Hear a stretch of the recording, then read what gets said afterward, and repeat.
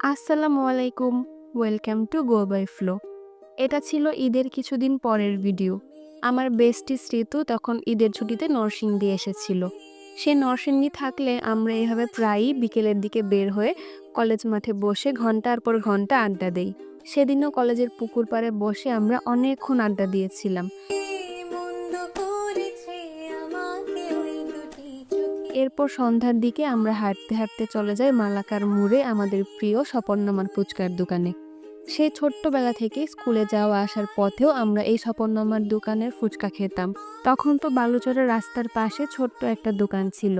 এখানের এই নর্মাল ফুচকা আর দই ফুচকাটা আমাদের দুজনেরই ভীষণ প্রিয়। দুনিয়ার আর যেখানেই ফুচকা খাই না কেন এটার মতো টেস্ট মনে হয় আর কোথাও পাবো না।